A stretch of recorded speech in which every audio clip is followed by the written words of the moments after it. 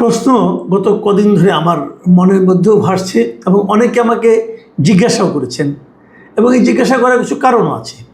কারণটা হলো, আমি কিন্তু বিভিন্ন সময় যে কোনো রাজনৈতিক দলই হোক না কেন, তারা যদি ভালো কিছু কাজ করে আমি তার প্রশংসা করি। আমি বলি এটা একটা ভালো কাজ হয়েছে। আমার এই প্রশংসাকে অনেকে বলে যে তুমি মানে যে কোনো দল ভালো করুক তারই প্রশংসা করতে হবে কেন, তুমি কি তার রাজনীতিটা দেখবে না? হ্যাঁ, আমরা রাজনীতি সবারই দেখি, কিন্তু সমস্যাটা কি জানেন? রাজনীতি অনুযায়ী কি দলগুলি চলে? মানে বিএনপির একটা রাজনৈতিক আদর্শ আছে, আওয়ামী লীগের একটা রাজনৈতিক আদর্শ আছে, জামায়াতে ইসলামের একটা রাজনৈতিক আদর্শ আছে, এনসিপির একটা রাজনৈতিক আদর্শ আছে। মানে কাগজে কলমে তো একটা আদর্শের কথা বলা আছে, গঠনতন্ত্র আছে, কিন্তু সেটা মেনে কি সবাই চলে? চলে না। মানে বেশিরভাগ সময়ই চলে না। যখন চলে, যখন ভালো কিছু হয় সেখানে পাই, সেটাকে বলতে হবে এ কারণে, তাহলে মানুষ বিচার করতে পারবে যে না, সব দলই একদম খারাপ না, আবার সব দলই একদম ভালো না, ভালো মন্দ মিলেই দলগুলো। যাই হোক, এত বড় ভূমিকার দরকার নাই, আপনাদেরকে বিরক্ত করব না। দুদিন আগে আমার ছোট ভাই আমাকে একটা মেসেজ পাঠিয়েছে হোয়াটসঅ্যাপে, এবং তার সঙ্গে কয়েকটা আপনার নিউজের ক্লিপ পাঠিয়েছে, এবং তারপরে সে কমেন্ট করেছে যে জামাতের আসলে হলোটা কি, তারা কি মানে এলোমেলো হয়ে যাচ্ছে, পাগল হয়ে যাচ্ছে, এই ধরনের একটা কথা। আমার হুবহু মনে নেই, মোটামুটি এই ধরনের কথা। তো আমি আসলে ওই ক্লিপগুলো খুললাম, এবং তারপর আমারও মনে হলো জিনিসটা যে আসলে জামাতের হলোটা কি। এটা এই কারণে বলছি, দেখেন গত কয়েকদিনে, গত 2 মাসের কথা ধরেন, গত জুন জুলাই, মানে এত ঘটনা আমরা দেখেছি যে নানা ধরনের অপকর্ম, যৌন অপকর্ম, প্রতারণা এবং নানা ধরনের মানে ঘটনা। আমি একটা ঘটনার কথা বরং বলি। একটা ঘটনা তো খুবই আলোচনা হয়েছে, আপনারা জানেন, এটাও এই মাসের মাঝামাঝির সময়ে, যে সাতক্ষীরার একজন এমপি, জামাত ইসলাম এমপি, 75 বছর বয়স্ক গাজী নজরুল ইসলাম, তার সঙ্গে একজন কিশোরী নারীর একটা অন্তরঙ্গ মুহূর্তের ভিডিও ভাইরাল হয়ে গিয়েছে, এবং এগুলি নিয়ে অনেক আলাপ আলোচনা। প্রথমে অনেকে বলেছিল এআই দিয়ে তৈরি, তারপরে নানাভাবে উনি নিজে উপরে স্বীকার করেছেন, বলেছেন আমার স্ত্রী, আমি তাকে বিয়ে করেছি। একজন এমপি বাংলাদেশে বিয়ে করেছেন, কেউ খবর রাখে না, উনি একা বিয়ে করে ফেললেন। দেখুন, আমি একটা কথা বলি, এই ফাঁকি বলে রাখি আপনাদেরকে, অনেকেই কিন্তু আছেন ওই মানে ধরা খেয়ে পরে বিয়ে করেন আর কি। আগে ধরা খান, ধরা খাওয়ার পরে বলেন যে না, এটা আমার দ্বিতীয় স্ত্রী। ইসলামে বিয়ে কিন্তু একটা সামাজিক ঘটনা। মানে বিয়ে মিন্স ডিক্লারেশন, মানে ইউ হ্যাভ টু ডিক্লেয়ার, আপনাকে ঘোষণা করতে হবে আমি বিয়ে করেছি। ইসলামে ওই যে আমরা আগে বাংলা সিনেমায় দেখতাম না, যে আকাশ বাতাসকে সাক্ষী রেখে বিয়ে করে, হ্যাঁ, বাজারে যেয়ে বিয়ে করে, কয়েকটা বিয়ে সমস্যা নেই, কিন্তু আপনি গোপনে কোনো বিয়ে হবে না ইসলামের নিয়মটাই হলো যে বিয়ে মানে হলো দুটো পরিবারের মধ্যে সম্পর্ক।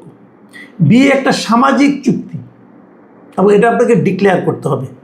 আপনি ধরা খেয়ে ডিক্লেয়ার করবেন, এটা চলবে না ভাইয়া। আপনি যে যাই বলেন, আপনি মোতা বিয়ে করেন আর যে বিয়েই করেন, ইউ হ্যাভ টু ডিক্লেয়ার, আপনাকে ঘোষণা দিতে হবে। এটা ইসলামের নিয়ম। এখন যদি কেউ অন্য হাদিস আনতে পারেন আনেন, আমি আপনাদের যদি হাদিস দেখাতে পারেন, আমি উল্টা হাদিস দেখাতে পারবো আপনাদের, কোনো সমস্যা নেই। আজকাল তো সবই পড়া যায়। এই ইসলাম সম্বন্ধে জানতে হলে দায়ী রাখতে হবে এমন কোনো মানে কথা নাই, আপনি জানতে পারবেন। তো ওনারা কেউ ডিক্লেয়ার করেন না, ধরা খেয়ে বলেন, তো মিনমিন করে বলেন। আবার আগের বউকে আবার ফোন করেন যে তুমি আবার মাঝখান থেকে কিছু মনে করো না, এটা ফোন টোন করে তারপরে ডিক্লেয়ার দেন যে আমার দ্বিতীয় স্ত্রী। তো এই এমপি সাহেব এটা ধরা খেয়ে এখন অনেক কিছু। কিন্তু আমি জামাতকে যেন ধন্যবাদও দিয়েছি যে ওনারা কিন্তু ওনারকে দল থেকে বের করে দিয়েছেন। মানে এর চেয়ে বড় শাস্তি জামাতের পক্ষে আর কিছু নেওয়া সম্ভব ছিল না। এই জন্য জামাতের সেন্ট্রাল কমিটিকে আমি ধন্যবাদও দিয়েছি, না ভাই ভালো একটা কাজ করেছেন। কিন্তু আপনার কয়জনকে থামাবেন? ঘটনা তো একের পরে ঘটেই চলেছে। সবশেষ দেখেন, এই যে মাত্র 2 দিন আগের ঘটনা, 27 তারিখের ঘটনা, ঢাকা বিশ্ববিদ্যালয়ে জামাতের একজন মানে ছাত্র শিবিরের একজন হল কমিটির একজন নেতা, বড় নেতা, সে তার রুমে তার একজন গেস্ট এসে তার 2 জন গেস্ট এসেছে, একজন গেস্ট তার সঙ্গে আরেকজন, এবং সেখানে তারা হাতে ধরা পড়েছে সমকামিতার সময়। ভাবুন একবার, কেউ কি সম্ভব, ভাবা যায়? মানে এগুলো হচ্ছেটা কি? বলবেন উনি তো জামাত করে না। হ্যাঁ করে না, মাদ্রাসায় পড়ে, এটা তো আরেক ঘটনা। মাদ্রাসার শিক্ষার যে কি হচ্ছে, শিশু কিশোরদেরকে নিয়ে যে কী হচ্ছে, এই ঘটনা বলতে গেলে তো আপনার আধা ঘন্টা লাগবে খালি একটা পরে একটা ঘটনা বর্ণনা দিতে। এই যে বলৎকার এই যে ঘটনাগুলো ঘটছে ছোট ছোট বাচ্চাদেরকে, আমার বলছে, এটা ক্রস বাচ্চাকে বলতেছে, তুমি মনে করবা তুমি একটা স্বপ্ন দেখতেছ। ভাবেন একবার, মানে কত বড় মানে হিপোক্রেট হলে পরে এগুলো হয়। এই সমস্ত মাদ্রাসা শিক্ষকদের আমি তো মনে করি যে কঠিনতম শাস্তি হওয়া উচিত। করছেটা কি? তো এগুলো আমরা দেখছি। আমি 2-3টা ঘটনা আপনাদেরকে বর্ণনা দিই। এই দেখেন, সিলেটের কানাইঘাটে যে ঘটনা ঘটছে, শিবিরের এক সাবেক নেতা, সে বিয়ের প্রলোভন দেখে অনৈতিক সম্পর্ক স্থাপন করছিল। তারপর তরুণী তার মানে বিয়ের দাবিতে অনশন করছে, করার পর তাকে দল থেকে বের করে দিয়েছে শিবির। মানে ধরা পড়ার পরে দল থেকে বের করে দেয়। আবার খুলনায় বাটিয়াঘাটায় ঘটনা ঘটছিল যে প্রবাসীর এক স্ত্রীর সঙ্গে আপত্তিকর অবস্থায় স্থানীয় জামাত সমর্থিত এক নেতাকে স্থানীয়রা ধরে পুলিশের কাছে সোপর্দ করে, পরে এটা নিয়ে মামলাও হয়। এগুলো কিন্তু একটার পর একটা ঘটে যাচ্ছে। দেখুন, এই সেক্সুয়াল বিষয়গুলো যদি আমরা বাদও রাখি, আরও কিছু ঘটনা, আমি একটা ঘটনার কথা বলি যে ভোলার তৈজুমউদ্দিন উপজেলায় ওখানে কি হয়েছে, ওখানকার উপজেলার জামাতের আপনার সাধারণ সম্পাদক যিনি আছেন, জামাতের যিনি সেক্রেটারি মিস্টার মোহাম্মদ মহিউদ্দিন, এই মহিউদ্দিন সাহেব তাদের ওই মাদ্রাসা, উনি একটা মাদ্রাসার টিচার, ওই মাদ্রাসার আরেকজন জুনিয়র শিক্ষক ছিল, তার নাম মোহাম্মদ মহিউদ্দিন। সেই মহিউদ্দিন জুনিয়র শিক্ষক মারা গেছে, এবং মারা গেছে আজকে থেকে 20 বছর আগে। এখন তার নামও মহিউদ্দিন। তখন এই জীবিত জামাত নেতা যে মহিউদ্দিন, গত 20 বছর ধরে ওই মৃত মহিউদ্দিনের যে আপনার ইন্ডেক্স এবং ব্যাংক হিসাবগুলি জালিয়াতি করে তার বেতন ভাতার টাকা উনি তুলে নিয়েছেন। মানে কত বড় বাটপারি, কত বড় জালিয়াতি যেটা নাকি হয়েছে।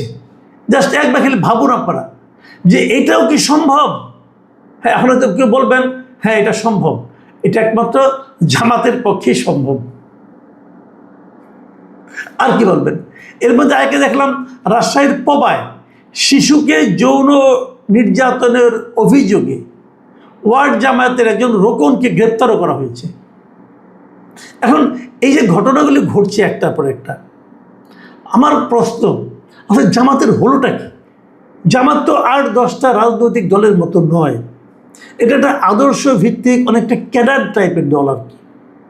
মানে ধাপে ধাপে পরীক্ষা নিরীক্ষা করে এই দলের কিন্তু লোকবল বৃদ্ধি পায়। হুট করে কেউকে তারা নেতা বানিয়ে দেয় না, তাকে রীতিমতো পরীক্ষা দিয়ে প্রমাণ করতে হয় যে তার চরিত্র উন্নত। এবং দেখবেন জামাতের স্লোগানও কিন্তু এটা, তারা সৎ লোকের শাসনের কথা বলে। তার মানে তারা সৎ মানে কি? সৎ কিন্তু সব দিক দিয়ে সৎ, অর্থনৈতিক দিক দিয়ে সৎ, মানুষের সঙ্গে আলোচনায় কথাবার্তায় সৎ, মানুষের পারিবারিক জীবনযাপনের সৎ, এমনকি এই যে সম্পর্ক তৈরি করা না করা এই সমস্ত ক্ষেত্রেও তারা সৎ। এবং সেই সৎ লোকের কথা বলতে যে তারা কিন্তু ওই যে 2001 সালে যখন তারা বিএনপির সঙ্গে ছিল, এই সময়ে তারা কত ভালো ছিল, 2জন মন্ত্রী ছিল, যে 2 মন্ত্রীর বিরুদ্ধে কোনো ধরনের আপনার দুর্নীতির অভিযোগও ছিল না, এটা তারা কিন্তু বলে বেড়ায় যেখানে আমরা কত সৎ ছিলাম। কিন্তু তখন 2জন মন্ত্রী কিনা তারা বলতে পারতেন, কারণ ওই 2জন ছিল জামাতের শীর্ষস্থানীয় 2জন ব্যক্তি, একজন আমির আর একজন সেক্রেটারি জেনারেল। কিন্তু সারা দেশে যখন এখন জামাতের ক্ষমতা এবং জামায়াতের সংখ্যা বেড়ে যাচ্ছে, জামায়াতের সমর্থক বেড়ে যাচ্ছে, তখন কিন্তু তারা যেন ওই যে তাদের একটা সুনাম ছিল সেটাকে যেন ধরে রাখতে পারছেন না। তারা কি এখন সংগঠন বৃদ্ধির ব্যাপারে কেবল কোনো মতে মানে যেন যেন প্রকারের দলে ঢুকাতে পারলেই হলো, এই ফর্মুলায় চলে গেছেন, নাকি তারা এখন ওই আদর্শ ভিত্তিক দলটাকেই বাড়ানোর চেষ্টা করছেন? এটাই কিন্তু এই মুহূর্তে সবচেয়ে বড় প্রশ্ন হয়ে দেখা দিয়েছে। দেখুন, অন্য কোনো দলের জন্য হলে আমি যতটা মনে করতাম, জামাতের জন্য আমি বেশি মনে করছি। এটা আপনারা জিজ্ঞাসা করতে পারেন কেন জামাতের জন্য বেশি মনে করার কী কারণ? হ্যাঁ, বেশি মনে করার কারণ হলো অন্য দলগুলো কিন্তু এক একজনের এক এক ধরনের কিন্তু জনগণের কাছে এক এক ধরনের প্রতিশ্রুতি তারা দেয়, তারা নিজেদের ইমেজ এক একজন এক একভাবে তৈরি করার চেষ্টা করে। জামাতের ইমেজটা কি? জামাতের ইমেজটা হলো যে আমরা সৎ লোকের শাসন কায়েম করার চেষ্টা করছি, আমরা ধর্মীয় অনুশাসন অনুযায়ী চলার চেষ্টা করছি। কিন্তু সেই যে ধর্মীয় অনুশাসন, সেটা কি তারা তাদের এই সমস্ত নেতাকর্মীর ক্ষেত্রে কতটুকু প্রয়োগ করতে পেরেছে? এখানে কতগুলি বিষয় কিন্তু আছে। কেন হয় এটা? এখানে কিন্তু একটা মনস্তাত্ত্বিক ব্যাপারও আছে। কেন হয়? অনেকে মনে করেন তারা কঠিন অনুশাসনের মাধ্যমে তাদেরকে বেড়ে উঠতে হয় বলে এক পর্যায়ে যে তারা মানবিক আবেগ এবং এই ধরনের যে প্রবৃত্তি, সেটাকে প্রকাশের কোনো সুযোগ পান না, এবং সুযোগ না পাওয়ার কারণে তারা বিকৃতভাবে অন্য পথে চলে যান। এটা কিন্তু একটা কারণ হতে পারে।